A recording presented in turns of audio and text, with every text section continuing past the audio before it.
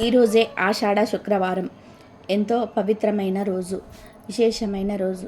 ఈ కథను వింటే చాలు జన్మల దరిద్రం పాపాలు తొలగి కోటి జన్మల పుణ్యం వస్తుంది. సకల శుభాలు కలుగుతాయి. పూర్వకాలంలో ధర్మధ్వజుడు అని మాధవి అనే దంపతులకు ఒక శుభముహూర్తాన తులసి అనే ఒక పుత్రిక జన్మించింది. ఆమె ఎంతో దివ్యమైన తేజస్సుతో వెలిగిపోతూ దినదిన ప్రవర్తమానంగా పెరుగుతూ ఉంది. తల్లిదండ్రులు ఆమెను ఎంతో గారాబంగా పెంచి పెద్ద చేశారు. ఆమె తన ఆటపాటలతో వారిని ఎంతో మురిపిస్తూ ఉండేది. అయితే కొంతకాలానికి తులసికి యుక్త వయస్సు వచ్చింది.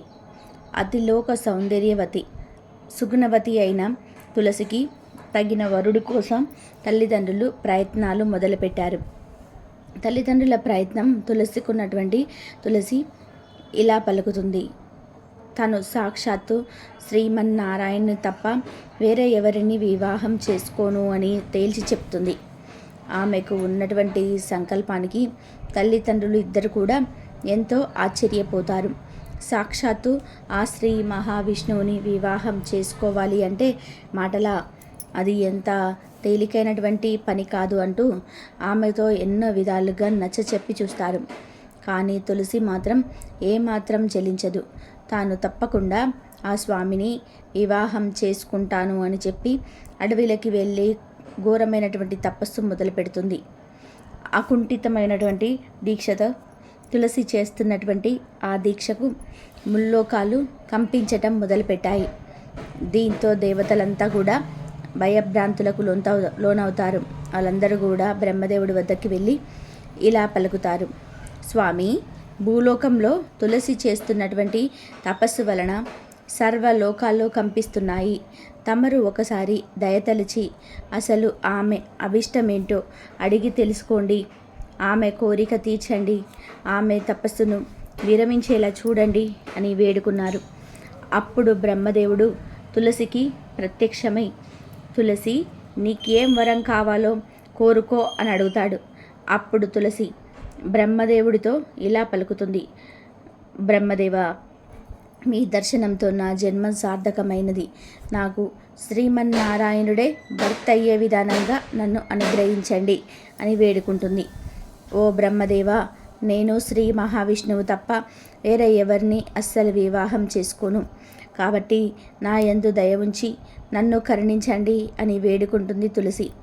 అప్పుడు బ్రహ్మదేవుడు, తులసి, నీ కోరిక త్వరలోనే నెరవేరుతుంది అని చెప్పి శ్రీ మహావిష్ణువు యొక్క అంశతో శంఖచూరుడు అనేటువంటి వరుడు ముందుగా జన్మించే ఉన్నాడని చెప్పి అతనితోటే తులసి వివాహం అవుతుందని చెప్పి బ్రహ్మదేవుడు అంతర్ధానమయ్యాడు. అలా బ్రహ్మదేవుడు వరాన్ని ఇచ్చినట్టుగా కొద్ది రోజుల్లోనే తులసికి శంఖచూరుడికి వివాహం జరుగుతుంది. వారిద్దరూ కూడా సుఖంగా జీవిస్తూ ఉంటారు. ఇక శంఖచూరుడు ఎంతో దివ్యమైనటువంటి తపస్సును ఆచరిస్తాడు. ఆ తపస్సు వల్ల అనేకమైన వరాలు పొందుతాడు. అలా వరాలు పొంది ఇష్టం వచ్చినట్టుగా ప్రవర్తించడం మొదలు పెడతాడు శంఖచూరుడు. అప్పుడు దేవతలంతా కూడా చేసేది లేక శ్రీమన్నారాయణుడి దగ్గరికి వెళ్ళి, స్వామి, మా గురించి కాస్త ఆలోచించండి అంటూ తమ బాధను మహావిష్ణువుకు విన్నవించుకుంటారు. అప్పుడు దయామయుడైన శ్రీ మహావిష్ణువు ఇలా పలుకుతాడు. దేవతలారా, మీ బాధ ఏంటో నాకు అర్థమైనది. శంఖచూరుడు ఎన్నో దివ్యమైన వరాలను సంపాదించి ఆ వరగర్వంతో అహంకారంతో కన్ను మిన్ను కానక ప్రవర్తిస్తున్నాడు. ముల్లోకాలను అనేక బాధలకు గురి చేస్తున్నాడు. అతను త్వరలోనే తనువు చాలించి నాలో ఐక్యమైనటువంటి సమయం ఆసన్నమైనది. ఇక తులసి మరెవరో కాదు, సాక్షాత్తు నా ప్రియసఖి అయినటువంటి మహాలక్ష్మి అంశ. శాపవశాన భూలోకంలో తులసిగా జన్మించింది.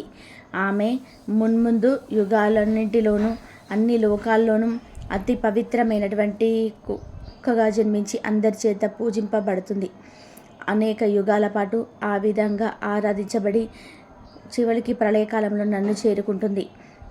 అయితే ప్రస్తుతం శంఖచూరుడు జన్మను చాలించి నాలో ఐక్యం పొందాలి అంటే తులసికి ఉన్నటువంటి పాతివ్రత్యం భంగం కావాలి. అది కూడా నేనే త్వరలో నిర్వర్తిస్తాను అని శ్రీమన్నారాయణుడు చెప్పగా దేవతలందరూ కూడా కాస్త ధైర్యం తెచ్చుకొని వారి వారి లోకాలకు వెళ్ళిపోతారు. కొంతకాలానికి ఒకనాడు శంఖచూరుడు ఇంట్లో లేనటువంటి సమయంలో శ్రీమన్నారాయణుడు శంఖచూరుడి రూపంలో వస్తాడు. ఆ స్వామిని చూసి తన భక్తే అనుకొని తులసి ఆ స్వామితో కలిపి ఆనందల డోలికలో తేలియాడుతుంది. శ్రీ మహావిష్ణువు యొక్క సంగమంతో తులసికి ఉన్నటువంటి ప్రాతిపత్యం చెడిపోతుంది. జరిగిన విషయాన్ని తెలుసుకున్న తులసి శ్రీమన్నారాయణ్ణి శిలగా మారమని శపిస్తుంది.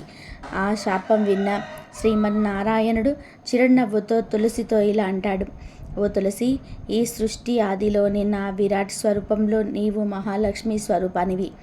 నువ్వు ఈ విధానంగా భూలోకంలో శాపవశాన తులసిగా జన్మించావు. నన్ను ఎప్పుడు కూడా విడిచి ఉండనని చెప్పి, నన్ను తప్ప వేరే ఎవరిని కూడా వివాహం చేసుకోనని చెప్పి ప్రతిజ్ఞ కూడా చేశావు. అందుకే నా అంశతో జన్మించినటువంటి శంఖచూరుడు నీకు భర్త అయ్యాడు. ఇక శంఖచూరుడు నాలో ఐక్యమయ్యే సమయం వచ్చింది. నీవు తులసిగా జన్మించినప్పటికీ నా ప్రియసఖియే అయినప్పటికీ నా సంగమంతో నీకు ఎలాంటి బాధ ప్రాతిపత్ర భంగం కలగలేదు. నీ శాప ప్రభావాన నేను గండకీ నదిలో చాలా గ్రామంగా శిలారూపాన్ని పొందుతాను. నీవు నన్ను దాచుకున్నటువంటి గండకీ నది కాగలవు. నన్ను సాలగ్రామం రూపంలో ఎవరైతే అర్చిస్తారో వారికి సర్వశుభాలు కలుగుతాయి. సాలగ్రామన ఆరాధన నాకు అత్యంత ప్రీతికరం కాగలదు అని చెప్తాడు శ్రీమన్నారాయణుడు. అప్పుడు శ్రీమన్నారాయణుడు చెప్పినట్టుగా శంఖచూరుడు స్వామిలో ఐక్యమవుతాడు. తులసి ముక్కగా రూపాంతరం చెందుతుంది. సాక్షాత్తు మహాలక్ష్మి అయినటువంటి తులసి మొక్క ఎంతో మహిమాన్వితమైనది. తులసి ఆరాధనతో సర్వ సౌభాగ్యాలు లభిస్తాయి, సర్వ ఐశ్వర్యాలు సిద్ధిస్తాయి. ఎవరైతే ప్రాప్త కాలంలో నిద్రలేచి వెంటనే తులసి మొక్కను దర్శిస్తారో వారికి ముల్లోకాల ఎందలి పుణ్యతీర్థాలలో స్నానం ఆచరించిన మహా ఫలితం దక్కుతుంది. ఇక ఎవరైతే ఉదయాన్నే తులసి మొక్కకు నమస్కారం చేస్తారో వారికి సాక్షాత్తు లక్ష్మీనారాయణులకు నమస్కారం చేస్తే ఎంతటి ఫలితం కలుగుతుందో అంతటి ఫలితం దక్కుతుంది. ఎవరైతే ఈ తులసి మొక్క వృత్తాంతం శుక్రవారం నాడు వింటారో వారికి సంపూర్ణమైనటువంటి అమ్మవారి అనుగ్రహం కలుగుతుంది. తులసి మొక్క మొదలియందు సర్వతీర్థాలు, మధ్య భాగాన సర్వదేవతలు, అగ్రభాగాన సర్వవేదాలు ఉంటాయని శాస్త్రాలు చెప్తున్నాయి. అంతేకాదు తులసి మొక్క యొక్క అగ్రభాగంలో సాక్షాత్ బ్రహ్మదేవుడు, మధ్య భాగంలో మహావిష్ణువు, కాండవనందు మహేశ్వరుడు, శాఖలలో అష్టదిక్పాలకులైనటువంటి ఇంద్రుడు, మరుడు, యముడు, అగ్ని, వాయువు, కుబేరుడు, ఈశ్వరుడు నివసిస్తారు. తులసి మహిమ అపారమైనది. తులసి మొక్క ఉన్న ఇంట్లో సర్వ సౌభాగ్యాలు ఉంటాయి, సర్వ ఐశ్వర్యాలు చేకూరుతాయి. ఎవరైతే ప్రతిరోజు శ్రీమన్నారాయణ్ణి పూజిస్తారో వారి యొక్క సర్వ పాపాలు తొలగిపోతాయి. తులసి దళాలను ప్రతిరోజు ఉదయం పూజా సమయంలోనే కొయ్యాలి. మిగిలిన వేళయందు తులసి దళాలను కొయ్యకూడదు, తుంచకూడదు. తులసి దళాలను పూజకు మాత్రమే కొయ్యాలి. స్త్రీలు అస్సలు కొయ్యకూడదు. మంగళవారం, బుధవారం, శుక్రవారం, అమావాస్య, పౌర్ణమి తిథులలో, గ్రహణ సమయాలలో తులసి పత్రాలు కొయ్యకూడదు. తులసిని స్త్రీలు తలలో ధరించకూడదు. అది పవిత్రమైనటువంటి తులసి సాక్షాత్ మహాలక్ష్మి అవతారం కాబట్టి తులసి దళాలను శ్రీమన్నారాయణుని వారి ఆ పాదాల వద్ద ఉంచాలి, కానీ తలపైన పెట్టకూడదు. తులసికి ప్రతిరోజు నమస్కారం చేయటం వలన సంతాన ప్రాప్తి, రోగ నివారణ, దాస విముక్తి, సంఘంలో గౌరవం కలుగుతాయి. తులసి బృందావని, విశ్వపూజిత, విశ్వపావని, కృష్ణస్యవిత. తులసిని ఆ నామాష్టకాన్ని ప్రతి నిత్యము ఎవరైతే పఠిస్తారో వారికి అశ్వమేధ యాగం చేసిన మహాఫలితం దక్కుతుంది. ఉదయం లేవగానే తులసిని, శ్రీమన్నారాయణుని ఎవరైతే స్మరిస్తారో వారికి సర్వ సంపదలు కలుగుతాయి, ఎన్నో జన్మల పాపాలు నశిస్తాయి, సర్వ సౌభాగ్యాలు కలుగుతాయి. ఇటువంటి ఆపదలు దరిచేరవు. రోజంతా కూడా అన్ని పనుల్లోనూ విజయం చేకూరుతుంది. ఎవరైతే ఈ కథను వింటారో, లేక చెప్తారో, లేక చదువుతారో వారి యొక్క సమస్త పాపాలు తొలగిపోతాయి, సమస్త శుభాలు కలుగుతాయి. మరొక విశేషమైన కథనం ఇప్పుడు విందాం. నారదుడు ఒకసారి హిమాలయాలకు చేరుకొని తపస్సు ప్రారంభించాడు. ఏళ్ల తరబడి నారదుడి ఘోర తపస్సుకు కొనసాగుతూ ఉండడంతో ఇంద్రుడికి భయం వేసి నారదుడి తపస్సును ఎలాగైనా సరే భంగం చెయ్యాలి అనే ఆలోచనతో రంభ, మేనక, ఊర్వశి తదితర అప్సరసలందరినీ పంపాడు. వారు ఎన్ని ప్రవచనాల్లో చేసినా కానీ నారదుడి తపస్సును ఆపలేకపోయారు. కొన్నాళ్ళు తపస్సు చేశాక తన తపస్సు సిద్ధి పొందినట్లు అనిపించి తపస్సు వినిపించుకున్నాడు నారదుడు. బ్రహ్మ వద్దకు వెళ్ళి తన తపస్సును సిద్ధింపచేసిందని చెప్పి అక్కడి నుండి కైలాసానికి వెళ్ళాడు. పార్వతీ పరమేశ్వర్లకు నమస్కారం చేసి నా తపస్సు సిద్ధించింది, ఇక శివమాయ నన్నేమీ చేయలేదు అన్నాడు నారదుడు. అప్పుడు శివుడు ఇలా సమాధానం చెప్పాడు. నాయన, శివమాయను నేనే ఇంకా తెలుసుకోలేదు, కాస్త జాగ్రత్తగా ఉండు అని హెచ్చరించాడు శివుడు. శివుడు హెచ్చరికను లక్ష్య పెట్టకుండా నారదుడు వైకుంఠానికి చేరుకున్నాడు. లక్ష్మీ సమేతుడైన విష్ణువుకు నమస్కారం చేసి, లక్ష్మీ జనార్దనులారా, నేను తపస్సు సిద్ధిని పొందాను, నన్ను సోమాయ విష్ణుమాయ ఏమీ చేయలేవు అన్నాడు నారదుడు. నారద, మాయ ప్రకృతి నుంచి పుట్టింది, అది శివకేశవులను ఆశ్రయించి తిరుగుతూ ఉంది, దాన్ని జయించడం ఎవరి వల్ల కాదు అని హెచ్చరించాడు విష్ణువు. నారదుడు విష్ణువు దగ్గర సెలవు తీసుకొని లోక సంచారానికి బయలుదేరాడు. కళ్యాణదుర్గం అనే నగరానికి చేరుకున్నాడు. నగరంలో ఏదో వేడుక జరుగుతున్నట్టుగా కోలాహలంగా ఉంది.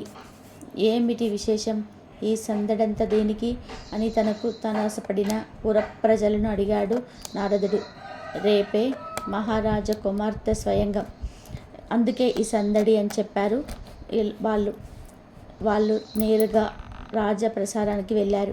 రాజు ఎదురేగి నారదుడిని స్వాగత సత్కార్యాలు జరిపి ఉన్నతాసనం పైన కూర్చోబెట్టారు. పరిచారికలను పంపి తన కుమార్తెను పిలిపించాడు. ఆమె చేత నారదుడికి నమస్కారం చేయించాడు. మహర్షి, ఈమె నా కుమార్తె రమాలక్ష్మి, రేపు ఈమెకు స్వయంవరం నిశ్చయించాము, మహావిష్ణువు తప్ప మరెవరిని వరించను అంటుంది అన్నాడు. రాకుమార్తెను చూడగానే నారదుడికి మాయ ఆవరించింది. రాజా, నీ కుమార్తెను నాకిచ్చి పెళ్లి చెయ్యి, నీ వంశం తరిస్తుంది అన్నాడు నారదుడు. మునీశ్వర, స్వయంవరంలో కన్య అభిష్టమే ప్రధానం కదా, రేపు మీరు కూడా దయచేసి స్వయంవరానికి రండి, మిమ్మల్ని కోరుకుంటుందేమో చూడండి అన్నాడు మహారాజు. తప్పకుండా వస్తాను అని చెప్పి నారదుడు తిన్నగా వైకుంఠానికి చేరుకున్నాడు. రేపు కళ్యాణదుర్గ నగరంలో రాకుమార్తెకు స్వయంవరం జరగనుంది. ఆమె విష్ణువుని పెళ్లాడుతాను అంటుంది. నీ రూపు నాకు అనుగ్రహించావు అంటే స్వయంవరంలో ఆమె నన్నే వరించగలదు అని విష్ణువుతో అన్నాడు నారదుడు. దానికి విష్ణువు ఇలా సమాధానం చెప్పాడు. నారదా, నువ్వు సోమాయలో పడ్డావు, కోరిక వదులుకుంటే కానీ నీకు శాంతి దక్కదు. అయినా నీ కోరిక మేరకు రేపు నీకు నా రూపాన్ని అనుగ్రహిస్తున్నాను అన్నాడు విష్ణువు. నారదుడికి కోపం వచ్చింది. శివమాయ విష్ణుమాయ నన్ను ఏమీ చేయలేవు అంటూ విసవిస వెళ్ళిపోయాడు. మర్నాడు స్వయంవరానికి వెళ్ళాడు. ఎందరో రాజకుమారులు అప్పటికే వచ్చి ఉంటారు. రాకుమార్తె రామలక్ష్మి వరమాలతో ఒక్కొక్కరిని పలికిస్తూ ముందుకు సాగుతుంది. సభ మధ్యలో వచ్చేసరికి సమ్మోహనకారంతో వెలిగిపోతున్న మహావిష్ణువు కనిపించాడు. ఆమె వరమాలను అతడి మెడలోనే వేసింది. మరో క్షణంలోనే రాకుమార్తెను గరుత్మంతుడిపై ఎక్కించుకొని వైకుంఠానికి బయలుదేరాడు మహావిష్ణువు. సభాసందరంతా కూడా నిశ్చేష్టులయ్యారు. రాకుమార్తె ఏది అని నారదుడు అడుగుతుంటే సభలంతా కూడా అతన్ని చూసి గొల్లున నవ్వసాగారు. ఎందుకు నన్ను చూసి నవ్వుతున్నారు? ఉక్రోషంగా అడిగాడు నారదుడు. మీ శరీరం విష్ణువులాగా ఉన్న ముఖం కోతిలాగా బంలుకంలాగా ఉన్నది అన్నారు. ఇక ఆగ్రహించిన నారదుడు ఉటావుటిన వైకుంఠానికి వెళ్ళి విష్ణువుపై నిప్పుల చెరిగాడు. నువ్వు నన్ను మోసం చేశావు. నా ముఖాన్ని కోతిలాగా భల్లూకంలాగా చేశాడు కనుక నువ్వు కూడా కోతులను భల్లూకాలను ఆశ్రయిస్తావు అని శపించాడు నారదుడు. దానికి మహావిష్ణువు, నిన్ను నేను మోసం చేయలేదు, శివమాయలో చిక్కుకొని నువ్వే మోసపోయావు అన్నాడు విష్ణువు. తన దృశ్సుతనానికి చింతించిన నారదుడు విష్ణువును క్షమాపణ వేడుకొని లోక సంచారానికి బయలుదేరాడు. ఎంతో పవిత్రమైన విశేషమైన ఈ కథను వింటే చాలు, జన్మల పాపాలు తొలగి కోటి జన్మల పుణ్యం వస్తుంది, సకల శుభాలు కలుగుతాయి. ఈ శుక్రవార లక్ష్మీ కథ. పూర్వకాలంలో సుమేధుడనే బ్రాహ్మణుడికి 7 కొడుకులుండేవారు. వారందరికీ కూడా వివాహాలు జరిగి భార్యలు కాపురాలకు రావడం వల్ల వీరింట కాపురాలు చేస్తుంటారు. ఒకరోజు పొద్దుట శుక్రవారపు మహాలక్ష్మి లోక సంచారం చేస్తూ ఆ బ్రాహ్మణుడి కోడలి ఇంటికి వెళ్ళింది. ఒక కోడలు పొద్దుటే పిల్లలకు భోజనం పెట్టి తాను కూడా తింటూ ఉంది. ఇది చూసి శ్రీ శుక్రవారపు మహాలక్ష్మి ఎంతో బాధపడింది. ఇంకొక కోడలు పాచి వాకిటిలో పేడ వేసుకుంటూ ఉంది. మరొక కోడలు పాత గుడ్డలను పెడుతూ ఉన్నది. మరొక కోడలు పాచి వాకిటిలో వడ్లు దంపుతూ ఉన్నది. మరొక కోడలు పాచి వాకిలి అందే పిల్లలకు తలంటి తాను కూడా తలంటుకుంటూ ఉంది. ఈ విధానంగా 6 కోడళ్ళు చేయడం చూసి శుక్రవారపు మహాలక్ష్మి వారి ఇళ్లకు వెళ్ళగా పెద్ద కోడలి ఇంటికే వచ్చింది. పెద్ద కోడలు ఆ సమయంలో ఇల్లు అలుక్కొని వాకిట కల్లాపు చల్లి స్నానం చేసి పసుపు రాసుకొని బొట్టు పెట్టుకొని కట్టుకున్న బట్ట భర్తకు ఇచ్చి తాను తలుపు వెనకాల కూర్చొని ఉన్నది. అక్కడగా శుభ్రతకు మెచ్చుకున్న శుక్రవారపు మహాలక్ష్మి అరుగు మీద కూర్చొని ఇలా పలికింది. అమ్మాయి, బయటకి ఒకసారి రావమ్మా అని పలికింది. దానికి పెద్ద కోడలు లోపల నుంచి ఇలా సమాధానం చెప్పింది. అమ్మ, నేను రావడానికి వీలు లేదు. మేము చాలా పేదవాళ్ళం. మాకు ఒకటే బట్ట ఉండడం వలన దానిని నా భర్తకు ఇచ్చి యాయావారానికి పంపాను. నా భర్త వచ్చే వరకు నేను ఇక్కడే కూర్చుంటాను అని సమాధానం చెప్పింది. అప్పుడు శుక్రవారపు మహాలక్ష్మి తన బట్టలో సగం ఆమెకు కట్టబెట్టి తనకు ఒక సోలెడు బియ్యం వార్చి పెట్టమని కోరింది.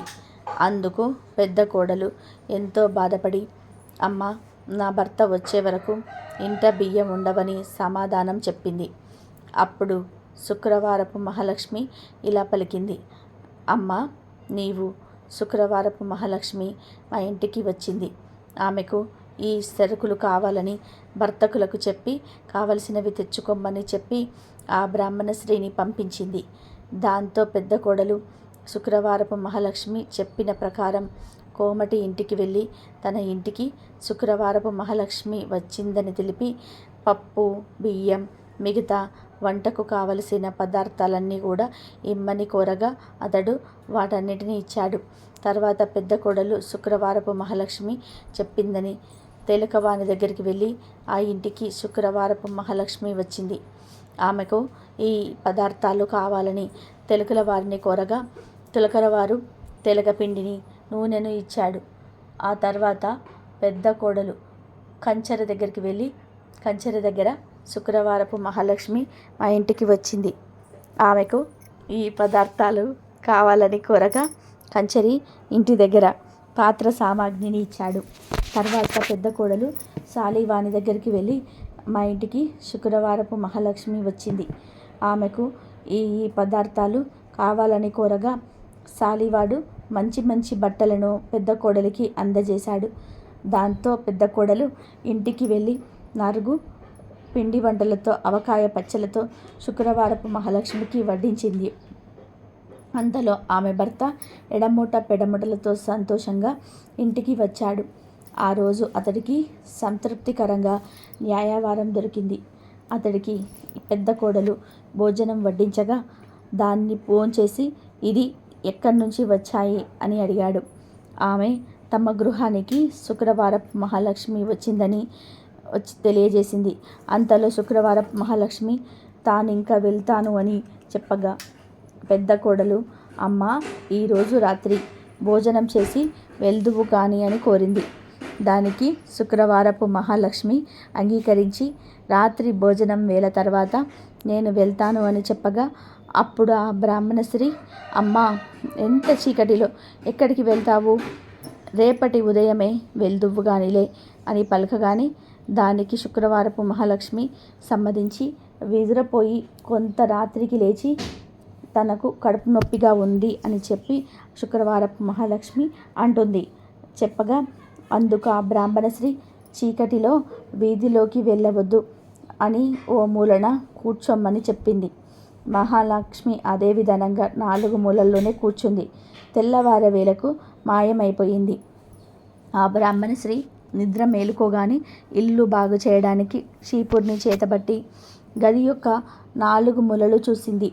4 మూలల్లోనూ 4 బంగారు కుప్పలు ఉండడం చూసి ఆమె ఎంతో ఆనందం చెంది భర్తకు ఆ విషయాన్ని తెలియజేసింది. అప్పుడు భర్త తన ఇంటికి వచ్చిందని, సాక్షాత్తు మహాలక్ష్మీదేవి అని భావించి తమపై ఆమె చూపిన దయ తలుచుకొని ఎంతో సంతోషంతో భార్యతో కలిసి శుక్రవారపు నోమును నోయించుకొని భాగ్యాలను వరిసి భక్తిని విడవక సంతోషంగా కాలాన్ని గడిపాడు. ఇదే శ్రీ శుక్రవారపు లక్ష్మి కథ. ఎవరైతే ఈ కథను భక్తి శ్రద్ధలతో వింటారో లేక చదువుతారో వారికి దరిద్ర బాధలు తొలగి సకల ఐశ్వర్యాలు కలుగుతాయి. ధనం మూలం ఇదం జగత్ అనేది అందరికీ తెలిసిన విషయమే. జీవ సమస్తానికి ధనమే మూలం. ధనం లేకపోతే ఆహారం లభించదు. కాబట్టి అలాంటి ధనానికి ఎల్లరూ శ్రీ ధనలక్ష్మీదేవిని ఆరాధించాలి. ఆమె దయ కలవాడే కలవాడు, ఆమె దయలేనివాడు లేనివారిలోనే లెక్క. ధనం చాలా విలువైనది. ఇది అందరికీ తెలిసిన విషయమే. కాబట్టి ధన ప్రాప్తికే శ్రీ మహాలక్ష్మీదేవిని ఆరాధించాలి. ధనాది దేవతలైన ఆ శ్రీ ధనలక్ష్మీదేవిని ఆరాధించి ఆమె అనుగ్రహాన్ని పొందాలి. ఆ అమ్మదయకు పాత్రులై ధనవంతులైన అసంఖ్యాక భక్తులలో 1-2 విషయాలను ఇప్పుడు తెలుసుకుందాం. అదే సమాధి కథ. పూర్వం సమాధి అనే ఒక వైశ్యుడుండేవాడు. అతడు విపరీతంగా ధనాన్ని సంపాదించాడు. దానితో అతడికి ధనగర్వం వచ్చింది. కొంతలో అంతా లక్ష్మీ కటాక్షమే అనేవాడతను. రాను రాను దేవుడా లేక దయ్యమా, నా తెలివితేటలతో బోలెడు పెట్టుబడితోనూ వ్యాపారం చేశాను, అందుకే సంపాదించాను, అంతా నా గొప్పతనమే అనడం మొదలుపెట్టాడు. హితవు చెప్పేవారిని కసిరేవాడు, తనకు వంత పాడేవాడిని చేరదీసేవాడు. అలా అతని చెంత చేరిన భజన పరులందరూ కూడా అతడి వద్ద ధనం తీసుకుంటూ ఉండేవాడు. అందుకు గాను పరాశ్రమంతో కలిసి దైవ దూషణలు కూడా చేస్తూ ఉండేవాడు. తద్వారా వారి వద్ద డబ్బు నిలిచేది కాదు. సమాధి వారికి ఎంత ఇచ్చినా అదంతా కూడా ఏదోలాగా ఖర్చు అయిపోతూ ఉండేది.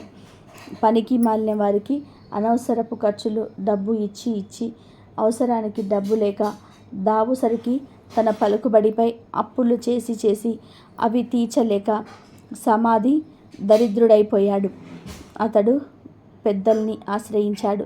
అప్పుడు పెద్దలు ఇలా పలికారు, దైవమున ఏమున్నది, అంతా నీ గొప్పే అన్నావు కదా, నీ గొప్ప నీవే చూసుకో, ఇక నుంచి వెళ్ళిపో అని తరిమేశారు. మరికొద్ది కాలానికి కొడుకులు తిరగబడ్డారు. అప్పులవారు అల్లరి చేయడం మొదలుపెట్టారు. గొప్ప దరిద్రం కలిగినది. చివరికి భార్య కూడా ఎదురు తిరిగినది. నీ వంటి దరిద్రుడితో నేనుండలేను అని చెప్పి పుట్టింటికి వెళ్ళిపోయింది. రుణబాతలకు కుటుంబ ఘాతకులకు వెలిచి ఒకానొక రాత్రి వేళ సమాధి అడవుల పట్టిపోయాడు. ఈ సమాధి గురించి బాగా తెలిసిన ఒక మిత్రుడు అతడికి సహాయం చేయాలనుకున్నాడు. కానీ తక్కిన వ్యాపారులు అడ్డుపడుతూ ఉండడం వలన ఒకరోజు ఆ మిత్రుడు ఒక చేతికర్ర దులిపించి అందులో కరిగిపోయిన వజ్రాలు వేసి సమాధికి ఇచ్చారు. అప్పుడు ఆ మిత్రుడు సమాధితో ఇలా పలికాడు, సమాధి, నీవు దరిద్రంచే బాధపడుతూ ముసలివాడివై అయిపోయావు. నేను ప్రత్యక్షంగా ధనమిస్తే ఇతర వ్యాపారులతో నాకు గొడవ వస్తుంది. కాబట్టి నీ చేతికి ఊతంగా ఈ కర్రను తీసుకో అని చెప్పాడు. దానికి సమాధి ఎంతో బాధతో ఆ చేతికర్ర తీసుకొని ఆ చేతికర్రతో సంతకు వెళ్ళి ఆ చేతికర్రను సంతలో ఎవరో పొరుగువాడికి చౌకగా అమ్మేసి దానితో వంట సరుకులు కొనుగోలు చేశారు. సమాధి చేసింది విని మిత్రుడు ఎంతో బాధపడ్డారు. సమాధి యొక్క దరిద్రావస్థను ఎలాగైనా సరే తప్పించాలని ఆ మిత్రుడు మరొకసారి సమాధిని పిలిచి ఇలా పలికాడు. సమాధి, ఈ గుమ్మడికాయ తీసుకో అని ఒక గుమ్మడికాయ ఇచ్చాడు. దాన్ని నిండుగా బంగారు కాసులు పోసి ఇచ్చాడు. ఇంటికి వెళ్ళి దాన్ని పగలగొడితే ధనం కనిపిస్తుంది కదా అని ఆ మిత్రుడి ఆలోచన. కానీ సమాధి ఆ గుమ్మడికాయను వేరొక కూరగాయల వ్యాపారికి అమ్మేసి ఆ చిల్లరతోటి ఇంటికి వెళ్ళిపోయాడు. మిత్రుడు సాగరించిన ఆ సహాయం పొందక దరిద్ర బాధలు భరించలేక సమాధి ఒక రోజుకు అడవులకు పోవడానికి నిశ్చయించుకున్నాడు. ఇది తెలిసిన అతడి మిత్రుడు మార్గ మధ్యలోనే మోహరీలు గుట్టకు పోయించాడు. కానీ సమాధి ఆ దారికి రాగానే ధనలక్ష్మి కళ్ళలో పడినది. అతన్ని కళ్ళు నలుపుకుంటూ పోయి మొహరీల గుట్ట పైన పడి, చీచి, ఎవరో దారిలో రాళ్ళగుట్ట పోశారు అని వాటిని అటూ ఇటూ చిమ్మి కళ్ళు నలుపుకుంటూ తన దారిన తను పోయాడు. అంతా మిత్రునకు చూపి, చూసారా, ధనలక్ష్మి యొక్క అనుగ్రహం తప్పితే ఎలా అవుతుందో, మనం ఎంత మంచి చేసినా వంచింపబడుచు ఉంటాడు అని చెప్పాడు. తర్వాత సమాధి అడవులకు చేరుకొని తన కష్టాలదే ఏడుస్తూ ఉండగా ఒకానొక ముని అతన్ని చూసి అతన్ని దీన కథను విని ఇలా పలికాడు. సమాధి, కేవలం ధనలక్ష్మిని తోలనాడి ఆమె పూజకు ఆటంకం కలిగించటం వలనే నీకు కష్టం కలిగినది. ఇంతకు మించి మరొకటి లేదు. నా మాట విని ధనలక్ష్మీదేవిని పూజించు. ధనం నీకు సమకూరుతుంది. ఆమె బీజమునే జన్మించు అని పలికి మంత్ర బీజాన్ని పలికి జప విధానం చెప్పి మహర్షి వెళ్ళిపోయాడు. సమాధికి మరొక మార్గమేది కనబడకపోవడం వలన గతిలేని వాడై ఆ మంత్రాన్ని జపించసాగాడు. అలా చేయగా ఒకనాడు అతని భార్య ఆ అడవిలోనే తారసపడినది. పెళ్లి చేశాక భర్త సజీవుడై ఉండగా ఆడది పుట్టింట ఉండరాదు. కష్టమో సుఖమో భర్తతోటే లోకం పొమ్మని ఆమె పుట్టింటి వారు తరిమేశారని చెప్పింది. ఆమె తనతో తెచ్చిన స్వల్ప ధనాన్ని సమాధికి ఇచ్చి క్షమించమని కోరింది. అతి త్వరలోనే దీపావళి రాబోవుచున్నదిచే సమాధి ఆ ధనంతోటి నగరానికి వెళ్ళి తగు సామాగ్రులను కొని అదే విధానంగా పురోహితుడికి క్షమాపణ చెప్పుకొని తనతో పాటు అడవులకు తీసుకువచ్చాడు. దీపావళి రాత్రి యథావిధిగా యథాశక్తిగా ధనలక్ష్మి పూజను చేసుకున్నాడు సమాధి. దానితో సంతృప్తిగా సాధించిన ధనలక్ష్మి సమాధిని అనుగ్రహించింది. దాంతో పురోహితుడు ఊరిలోకి పోయి సమాధిని ఉనికిని అతనిలోని మార్పును అందరికీ తెలియజేశాడు. సమాధి మిత్రుడు అలాగే విపుడు కూడా దీన్ని సమర్థించారు. అవును, అమ్మవారిని కించపరచటం వలనే అతడికి ఇటువంటి గతి పట్టింది, కానీ సమాధి చెడ్డవాడు కాదు అని మరీ చెప్పగా ఇంద్ర వ్యాపారులు కూడా ఆలోచించి సమాధిని తిరిగి ఊరిలోకి పిలిచారు. మిత్రులు ఇచ్చిన పెట్టుబడితో సమాధి మరల వ్యాపారాన్ని ప్రారంభించి నిత్యము ధనలక్ష్మీదేవిని పూజిస్తూ ఆ తల్లి అనుగ్రహం వలన అతని వ్యాపారం అభివృద్ధి చెందటం వలన తిరిగి కోటీశ్వరుడిగా మారి సకల సౌభాగ్యాలతో తొలుతూగుతూ ఉన్నాడు. కాబట్టి ఎవరైతే ప్రతి గురు శుక్రవార రోజులలో అష్టమి, నవమి, దశమి, పౌర్ణమి తిథులయందు ఆ అమ్మవారిని పూజించి ఈ కథను వింటే ధనలక్ష్మీదేవి యొక్క అనుగ్రహానికి పాత్రులవుతారు. ఈ కథను చదివిన సర్వశుభాలను చేకూరుతాయి. ఇదే ధనలక్ష్మీదేవి యొక్క కథ. త్రిలోక సంచారి అయిన నారద మునికి ప్రతిదీ తెలుసుకోవాలని ఆతృత ఉంటుంది. ఇది మనందరికీ తెలిసిన విషయమే. అదే విధానంగా నారద ముని ఒకసారి ఆతృతగా లక్ష్మీదేవిని ఇలా అడుగుతాడు. అమ్మా లక్ష్మీదేవి, మీరెప్పుడు కూడా విష్ణుమూర్తి పాదాలను ఎందుకు నొక్కుతారు అని అడుగుతాడు. దానికి లక్ష్మీదేవి ఇలా సమాధానం చెప్తుంది. మానవ నుండి భగవంతుడి వరకు గ్రహాలన్నీ కూడా తనను ప్రభావితం చేస్తాయని లక్ష్మీదేవి సమాధానం చెప్తుంది. ఈ గ్రహాల చెడు ప్రభావం శ్రీహరి పాదాలు నొక్కడం ద్వారా ముగుస్తుంది. కాబట్టి ఆమె తన శ్రీహరి పాదాలను నొక్కుతుంది అని సమాధానం చెప్తుంది. ఒక మహిళ చేతిలో దేవతల సర్వోన్నతుడైన బృహస్పతి నివసిస్తాడు. రాక్షసుల గురువు శుక్రాచార్యుడు మనుషుల పాదాలను నివాసముంటాడు. భార్య తన భర్త పాదాలను నొక్కినప్పుడు గ్రహాల యొక్క చెడు ప్రభావాలను నివారించడంతో పాటు సంపద కూడా వృద్ధి అవుతుందని, లక్ష్మీదేవి విష్ణువు పాదాలను నొక్కడానికి గల కారణమని ఆమె ఎంతో సులువుగా నారదుడికి సమాధానం చెప్తుంది. లక్ష్మీదేవి ఐశ్వర్యానికి దేవత, జ్యేష్ఠాదేవి దారిద్ర దేవత. ఒకసారి వీరిద్దరికీ ఒక చిన్న అనుమానం వచ్చింది. ఆ అనుమానం ఏమిటి అంటే తమలో ఎవరు చాలా అందంగా ఉంటారు అని. ఈ విషయమై వీరిద్దరూ వాదించుకుంటూ ఉండగా వారికి ఎదురుగా ఒక వ్యాపారి వస్తువు కనిపించాడు. ఇక వాదించడం ఆపేసి ఆ వ్యాపారిని అడిగి నిజం తెలుసుకోవాలని అనుకున్నారు అక్క చెల్లెలు.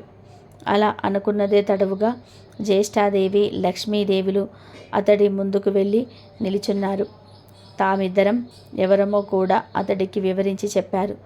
ఐశ్వర్య దేవత లక్ష్మీదేవి, దారిద్ర దేవత జ్యేష్ఠాదేవి ఇద్దరు ప్రత్యక్షమే కనిపించి అలా అడిగేసరికి ఆ వ్యాపారికి నోట మాట రాలేదు. ఇద్దరు ఒకేసారి కనిపించినందుకు సంతోషించాలో లేక బాధపడాలో కూడా అతడికి అర్థం కాలేదు. విషయమంతా కూడా విన్న ఆ వ్యాపారి భయంతో వణికిపోయాడు. ఇద్దరిలోనూ లక్ష్మీదేవి అందమైనదని అతనికి తెలుసు. అయితే నిజాన్ని చెబితే జ్యేష్ఠాదేవికి కోపం వస్తుంది. ఆమెకు కోపం వస్తే తనను ఇంకా పేదవాడిని చేస్తుందని తెలుసు. ఇక లక్ష్మీదేవి అందంగా లేదని చెప్తే ఆమెకు కోపం వస్తుంది. ఆమెకు కోపం వస్తే తనకున్న ఈ మాత్రం సంపదను కూడా లేకుండా చేసేస్తుంది. ఏం చేసేది భగవంతుడా అంటూ తలపట్టుకున్నాడు. ఇంతలో ఆ వ్యాపారికి ఒక మెరుపు లాంటి ఆలోచన వచ్చింది. ఏదైతే అదయిందని మనసుకు సర్ది చెప్పుకున్న ఆ వ్యాపారి ఆ దేవతలిద్దరికీ నమస్కారం చేశాడు. వెంటనే ఆ వ్యాపారి ఇలా చెప్పాడు. అమ్మా, ఓ మహాలక్ష్మీదేవి, ఇంట్లోకి వస్తున్నప్పుడు నువ్వు ఎంతో అందమైన స్త్రీ. భూలోకంలో కానీ స్వర్గలోకంలో కానీ ఎవరు ఉండరు అని చెప్పాడు. అలాగే జ్యేష్ఠాదేవి వైపు చూసి, అమ్మ, ఓ జ్యేష్ఠాదేవి, నువ్వు ఇంటి నుంచి బయటకు వెళుతూ ఉంటే నీ అందం సొగసు వర్ణించేందుకు మాటలు చాలవు. ఆ సమయంలో నీ అందాన్ని ఎవరితోనూ పోల్చలేము అని సమాధానం చెప్పాడు. ఆ వ్యాపారి ఎవరి మనసులోనూ నొప్పించలేని విధానంగా చెప్పిన తీరు జ్యేష్ఠాదేవిని లక్ష్మీదేవులను సంతృప్తిపరిచినది. అతడు ఇద్దరిని విజేతలుగా నిర్ణయించాడని వారిద్దరు కూడా అర్థం చేసుకున్నారు. దాంతో ఇద్దరు అతడి నిర్ణయానికి సంతోషపడుతూ అక్కడి నుంచి మాయమయ్యారు. ఇక్కడ అర్థం చేసుకోవలసింది ఏంటి అంటే జ్యేష్ఠాదేవి లక్ష్మీదేవులు ఎవరికి వారు విజేతలమ్మని అనుకుంటూ వెళ్ళాలే కానీ నిజానికి నిజమైన విజేత ఆ వ్యాపారే. ఎందుకంటే అతడు ఐశ్వర్య దేవత అయిన లక్ష్మీదేవి అభిమానాన్ని పొందడమే కాదు, లక్ష్మీదేవి బద్ధ శత్రువైన జ్యేష్ఠాదేవిని సైతం సంతృప్తిపరిచాడు. కాబట్టి నిజమైన విజేత ఆ వ్యాపారే. లక్ష్మీదేవి అదృష్టానికి శుభానికి సంకేతం. అయితే జ్యేష్ఠాదేవి దరిద్రానికి సంకేతం. పురాణాల ప్రకారం లక్ష్మీదేవి జ్యేష్ఠాదేవులు ఎవరు ఎక్కడ ఉండాలి అనే విషయం గురించి చర్చలు మొదలవుతాయి. ఈ క్రమంలోనే లక్ష్మీదేవి వెళ్ళి సముద్ర గర్భంలో దాక్కుంటుంది.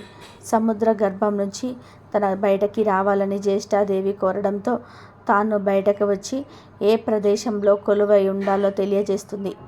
ఈ విధానంగా సముద్ర గర్భం నుంచి బయటకు వచ్చిన లక్ష్మీదేవి తాను పసుపు కుంకుమల్లో కొలువై ఉంటానని చెప్తుంది. అందుకే ఏదైనా శుభకార్యాలలో పసుపు కుంకుమలకు అంత ప్రాధాన్యత ఇస్తాము. పెళ్లి పత్రికలో కూడా పసుపు కుంకుమలు రాయడం వలన సాక్షాత్తు లక్ష్మీదేవిని ఆహ్వానించినట్లు. ఇలా పసుపు కుంకుమలు రాయడం వలన ఆ పెళ్లిలో ఎలాంటి ఆటంకాలు లేకుండా లక్ష్మీదేవి కృప నూతన వధూవరులపై ఉంటుందని భావిస్తారు. అందుకే వివాహ ఆహ్వాన పత్రికలకు పసుపు కుంకుమలను రాస్తారని పురాణాలు చెప్తున్నాయి. మనం లక్ష్మీదేవి చిత్రపటాన్ని చూసినప్పుడు ఆమెకు గుడ్లగూబ వాహనంగా ఉండడాన్ని చూస్తూ ఉంటాము. లక్ష్మీదేవికి గుడ్లగూబ ఎలా వాహనమైనది అనే ప్రశ్న మనల్ని పట్టి పీడిస్తూ ఉంటుంది. దానికి సమాధానం ఇప్పుడు తెలుసుకుందాం. ఒకప్పుడు కౌశికుడు అనే ఒక గొప్ప విష్ణు భక్తుడుండేవాడు. అతడు గొప్ప సంగీత విద్వాంసుడు. సుమధురమైన తన గాన మాధుర్యంతో మహావిష్ణువుని ప్రసన్నం చేసుకున్నాడు. స్థూల శరీరాన్ని విడిచిన తర్వాత విష్ణు లోకాలని చేరుకున్నాడు. శ్రీహరి తన ప్రియ భక్తుని స్వాగతించి అతడిని గౌరవార్థం అంతరంగిక సంగీత సభ ఒకటి ఏర్పాటు చేశాడు. ఆ సభలో దేవర్షి నారదుడికి ప్రవేశం లభించలేదు. తుంబురుడికి సకల మర్యాదలతో స్వాగతం చెప్పారు. తనకు ప్రవేశం లేకపోవడంతో అటుంచి తన ప్రత్యర్థి అయిన తుంబురుడికి స్వాగత సత్కారాలు లభించటం చూసిన నారదుడు ఎంతో మండిపడ్డాడు. అయినా తమాయించుకొని లక్ష్మీదేవి మందిరంలో నుంచి లోనికి పోవడానికి ప్రయత్నం చేశాడు. అక్కడ కూడా లక్ష్మీదేవి యొక్క చెలికత్తెలు నారదుడికి అడ్డుపడ్డారు. దానితో ఎంతో కోపగించిన నారదుడు మహాలక్ష్మి శమించాడు. అది తెలిసిన వెంటనే లక్ష్మీనారాయణులు నారాయణుడి ముందు ప్రత్యక్షమయ్యారు. తమను మన్నించమని వేడుకున్నారు. అప్పటికి నారదుడి కోపం శాంతించింది. తన తొందరపాటుకు పశ్చాత్తాపం మొదలైనది. శరీరమంతా కూడా చెమటలు పట్టాయి. కీలరిగి వాత పెట్టడం బాగా తెలిసిన నారాయణుడు చేసిన దానికి సిగ్గుపడుతున్న నారదుడిని చూసి ఇలా పలికాడు. నారదా, నీ కోపం కారణంగా నాకు తెలుసు. నిజానికి భక్తి జ్ఞానమందు శీలవర్తములందు తుంబురుడు నీకన్నా కపటి కాడు, గర్విష్ఠుడు కాడు. కపట మంత్రిని ప్రదర్శించేవాడు ఎన్ని తీర్థాలు సేవించినప్పటికీ వ్యర్థం. భక్తి శ్రద్ధలతో నన్ను కొలిచేవాడికి అవశ్యం వస్తుందని, సంగీతం చేత నన్ను చేరవచ్చునని చాటి చెప్పడానికి కౌశిక తుంబురులను నేను సత్కరించాను. నీ శాపానికి ఏమీ బాధపడకు, లోకహితమే జరుగుతుంది, చింతించవద్దు అని చెప్పాడు నారాయణుడు. నారదుడికి అప్పటికి జ్ఞానోదయమైనది. ఓ దేవదేవా, నా తప్పును క్షమించు. అవివేకి వలె ప్రవర్తించాను, నన్ను కాపాడు. తుంబుర, కౌశికుల వలె సంగీతంలోని మేటినైతే ఇంతటి విపరీతం జరిగి ఉండేది కాదు కదా అంటూ కట్టెలు తెచ్చుకుని ప్రవహిస్తున్న కన్నీటి వరద మధ్య నారదుడు నారాయణ పాదాల మీద పడ్డాడు. భక్తుని పంచాతాపం భగవంతుడి హృదయాన్ని కరిగించింది. తన దివ్య హస్తాలతో నారదుడిని పైకి లేపాడు నారాయణుడు. ధైర్యాన్ని చెప్పాడు. సంగీతం నేర్చుకోవాలన్న కుతూహలం నిజంగానే ఉంటే తాను చెప్పినట్టు చేయమన్నాడు. ఉత్తరాన మానస సరోవరానికి అవతల ఒక పర్వత శిఖరం ఉంటుంది. దాని మీద ఒక దేవాంతం ఉంది. ఆ ఉలూకాపతికి శుశ్రూష చేసి సంగీతంలోనే మేటిని కమ్మని దీవించాడు నారాయణుడు. దీంతో నారదుడు శ్రీమన్నారాయణుడికి కృతజ్ఞతలు ప్రకటిస్తూ చేతులు జోడించిన నారదుడు సెలవు పుచ్చుకుంటాడు. వెంటనే వేగంతో మానస సరోవరం చేరుకుంటాడు. కమ్మని సంగీతం అస్పష్టంగా వినిపిస్తుంది. తెరలుగా వస్తున్న ఆ గాన మాధుర్యాన్ని పట్టుకొని ఆవలగిరి శిఖరం చేరాడు నారదుడు. గంధర్వ, కిన్నెర, కింపురుష, అప్సరసాదులందరూ అక్కడ సంగీత వ్యాసం చేస్తున్నారు. వారి మధ్య గురుపీఠం మీద దివ్య కాంతులతో ప్రకాశిస్తున్న గానబంధు నారదుడిని చూడగానే వినయంతో అశ్వం దిగి ఎదురు వెళ్ళాడు. ఆనందంగా ఆసనం చూపి కుశల ప్రశ్నలు వేశాడు. ఎందుకు వచ్చాడో కారణం చెప్పమని ప్రార్థించాడు. నారదుడు గానబంధు వినయానికి, సంగీత పాటవానికి ఆశ్చర్యపోయాడు. తనకు తెలియని ఈ సంగీతం ఎంత ఎవరిని ఆలోచనలో పడ్డాడు. అతడు ఎవరైతేనే తనకు కావలసినది సంగీత విద్య. ఉలూకాపతికి నమస్కారం చేసి జపతపాదులకు సాధ్యం కాని శ్రీహరిని తుంబుర కౌశికులకు గాన మాధుర్యంతో వశం చేసుకున్నారని తనకు అలాంటి దివ్య గాన విద్యను ప్రసాదించమని వేడుకున్నాడు. గానబంధు అంటే ఉలూకాపతి. నారదుడి ఆంతర్యం గ్రహించి ముందు తానెవరో వివరించసాగాడు. ఓ నారద మహర్షి, నేను చెప్పేది శ్రద్ధగా వినండి. పూర్వం భువనేశుడు అనే రాజు ఉండేవాడు. అతడు చాలా జాలిగుండె కలవాడు, ధర్మవర్తనుడు. సాంప్రదాయానుసారం ధర్మ కార్యాలన్నింటినీ కూడా క్రమ తప్పకుండా నిర్వహించేవాడు. అటువంటి ఉత్తమ పాలకుడు సంగీతాన్ని మాత్రం నిషేధించాడు. ఎవరైనా గానాలాపన చేస్తే మరణశిక్ష విధించమని మంత్రులకు తెలియజేశాడు. భగవంతుణ్ణి కూడా భక్తి గీతాలతో స్తుతించకూడదని చాటింపు వేయించాడు. ఒకరోజు హరిమిత్రుడు అనే ఒక భక్తుడు రాజు ఆజ్ఞను మర్చిపోయి భగవంతుని కీర్తిస్తూ గానం చేశాడు. ఆ గాన మాధుర్యంలో మునిగిపోయిన ప్రజలు కూడా ఆడకూడదు అన్న విషయాన్ని మర్చిపోయారు. వెంటనే రాజభటులు వచ్చారు. హరిమిత్రుడిని రాజు ముందు నిలబెట్టారు. రాజు ఆలోచించాడు. పాడినవాడు బ్రాహ్మణుడు. బ్రహ్మహత్య మహాపాపం, మరణశిక్షతో సమానమైనది, రాజ్య బహిష్కరణ. ఇలా ఆలోచించి హరిమిత్రుని సంపదనంతా కూడా స్వాధీనం చేసుకొని రాజ్యం నుంచి వెళ్ళగొట్టాడు రాజు. కాలచక్రం తిరగడం మానదు కదా. కొంతకాలానికి రాజు మరణించాడు. పుట్టిన ప్రతి ప్రాణి గిట్టక తప్పదు. అలాగే గిట్టిన ప్రాణి కూడా పుట్టక తప్పదు. నరుడిగా మరణించిన రాజు గుడ్లగూవగా జన్మించాడు. దివాంద జన్మ కాబట్టి రాత్రులందే ఆహారం సంపాదించుకోవాలి. తిండి ఒక సమస్యగా తయారైనది. పురాకృత దోష ఫలితం కాబోలు. ఒకసారి 4 రోజులైనా సరే ఆహారం దొరకలేదు. ఆకలి దుర్లభమైపోయినది. చివరికి మరణాన్ని ఆహ్వానించాడు. అతడు పూర్వజన్మలో చేసుకున్న సుకృతం వలన మరణదేవత యమధర్మరాజు వచ్చి ఎదురుగా నిలబడ్డాడు. ప్రాణం తీయకుండా ఎదురుగా నిలబడ్డ యముడిని చూసి, ధర్మరాజా, ఎందుకు ఈ విధానంగా నన్ను బాధ పెడుతున్నావు? నేను గత జన్మలో రాజుగా ప్రజలపై ఎంతవరకు దయాదాక్షిణ్యాలు చూపించాలో అంతవరకు చూపించాను. నీవెందుకు నాపై దయ చూపవు అన్నాడు భువనేశుడు. దివాంద స్థితికి యమధర్మరాజు ఎంతో జాలిపడ్డాడు. తాను చేసిన తప్పేమిటో తెలియకుండా ఎవరైనా శిక్ష అనుభవించడం ధర్మం కాదు కదా. తెలిసినప్పుడే కదా పశ్చాత్తాపం కలిగేది. అలా ఆలోచించి అసలు విషయం చెప్పాడు యమధర్మరాజు. దివాందమా, నీవు రాజుగా ఉన్నప్పుడు అనేక సత్కార్యాలు చేసిన మాట నిజమే. కానీ పరమాత్ముని వేద మంత్రాలతో మాత్రమే స్తుతించారు. శాసించడం నీ మూర్ఖత్వం. పరమ పావనమైన సంగీతంతో హరికీర్తన చేసిన హరిమిత్రుని శిక్షించిన పాపం తక్కువైంది కాదు కదా. ఆ పాప ఫలితం కొండంతై నీకు లభించిన పుణ్య ఫలానికి మించిపోయింది. అదే నేడు నిన్ను పట్టి పీడిస్తున్నది. విష్ణు భక్తులకు చేసిన కీడు నీకి అవస్థ తెచ్చిపెట్టినది. దీని నుంచి బయటపడడం ఎవరికీ సాధ్యం కాదు. సమవర్తి చెప్పింది విన్నాక, అంటే యముడు చెప్పింది విన్నాక కానీ దివాందానికి తాను చేసిన తప్పేమిటో అర్థం కాలేదు. ఏ మార్గంలోనైనా భగవంతుని స్తుతించవచ్చు అనే జ్ఞానం కలిగింది. చేసిన తప్పుకు క్షమించి ఎలాగైనా సరే బయటపడే మార్గం చూపించమని ధర్మదేవత పాదాల మీద పడ్డాడు.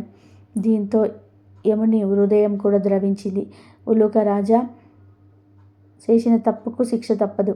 దీనికి మించిన శిక్ష అనుభవించినచో శిక్షాకాలం తగ్గుతుంది. అంగీకరిస్తే ఆ గుహలోనికి రా. అందులో నీ గత జన్మ దేహం ఉంది. అందుండి రోజుకు ఒక కొత్త మాంసాన్ని చీల్చుకొని భక్షించు. అది పూర్తయిన తర్వాత నీకు శుభం కలుగుతుంది అని దీవించి వెళ్ళిపోయాడు. ఓ మహర్షి, ఆ దురదృష్టవంతుణ్ణి నేనే. ఆ తర్వాత నేనొక రోజున నా శవం వద్ద కూర్చొని ఉండగా దివ్య తేజస్వి అయిన ఒక బ్రాహ్మణుడు రథంలో పోతూ నా ముందున్న శవాన్ని చూసి రథాన్ని ఆపాడు. దగ్గరికి వచ్చి చూసి, ఇది భువనేశుడి కాయం వలె ఉన్నది. ఇది ఇక్కడ ఎలా పడి ఉన్నది? దీన్ని ఈ పక్షి తినడం ఏమిటి అంటూ ఆశ్చర్యాన్ని ప్రకటించాడు. అప్పటికి నేను అవిప్రుని గుర్తించాను. అతడు నా చేత బహిష్కరించబడిన హరిమిత్రుడు. వెంటనే అతని పాదాలపై పడి ప్రార్థించాను. తప్పుకు క్షమించమని అడిగాను. దుఃఖాసూలు నేల రాలుతూ ఉండగా యమధర్మరాజు తెలియజేసిన విషయమంతా కూడా వివరించాను. హరిమిత్రుడు అది విని చలించిపోయాడు.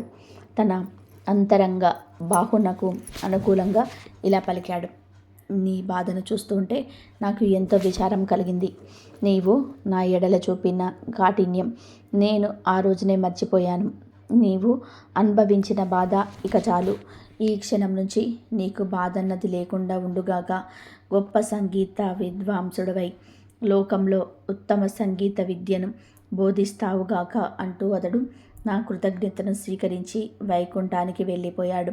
అతని దీవెనలు ఫలించి నేను ఇలా ఉన్నాను అంటూ గానబంధు తన కథ అంతా కూడా వివరించాడు. ఆ తర్వాత నారదుడు గానబంధు విద్వాంసుని శిష్యుడయ్యాడు. తొలి రోజునే సంగీతం ఎలా నేర్చుకోవాలో అనే విషయం మీద పాఠం చెప్పాడు. సంగీతం ఒక దివ్య కళ అన్నాడు. తపంతో కానీ తాపసంతో కానీ అది పట్టుపడదు అన్నాడు. కళ కోసం జీవితాన్ని అర్పించాలి అన్నాడు. కష్టపడి నిరంతరం సాధన చేస్తే ఎవరైనా అపురూపమైన ఈ కళను ఆధిక్యం సాధించవచ్చు అన్నాడు. గౌరవభావం ముఖంలో ఉట్టిపడుతూ ఉండగా వినయంగా తల వంచుకొని ఆలకించాడు నారదుడు. ఆ సాధన అలా 1000 ఏళ్ళు గడిచాయి. కఠోరమైన దీక్షతో నారదుడు 3 లక్షల రాగాలలో మంచి ప్రావీణ్యం గడించాడు. సహపాఠులంతా కూడా పొగిడేస్తూ ఉంటే సంగీతంలో ఇక తనకు తిరుగులేదనే గర్వంతో ఒప్పిపోయాడు. అమిత ఆనందంతో గురువును చేరి కృతజ్ఞతలు చెల్లించాడు. గురుదక్షిణ చెల్లిస్తాను, ఏమి కావాలో సెలవిమ్మన్నాడు. ఎంతటి కోరికైనా సరే సంశయించవద్దు అన్నాడు. శిష్యుడు పలుకులు విన్న ఆ గురువు ఎంతగానో సంతోషించాడు. ఓ మహర్షి, దేవర్షులైన మిమ్మల్ని నేనేమి కోరగలను? దివాందమునకు కావలసిన అవసరాలు ఏముంటాయి? శిష్యుడు అయినందువలన ఏదో ఒకటి కోరుకోక తప్పదు.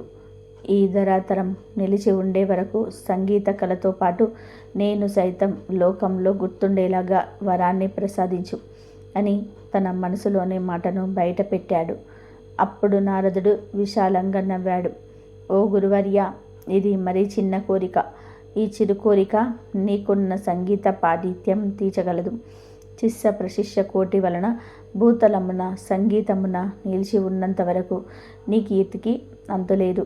మీరు చేసిన ఈ మహోపకారానికి గురుదక్షిణగా లక్ష్మీనారాయణల కటాక్షం వారి సేవా భాగ్యాన్ని శాశ్వత సన్నిధానమును ప్రసాదిస్తున్నాను.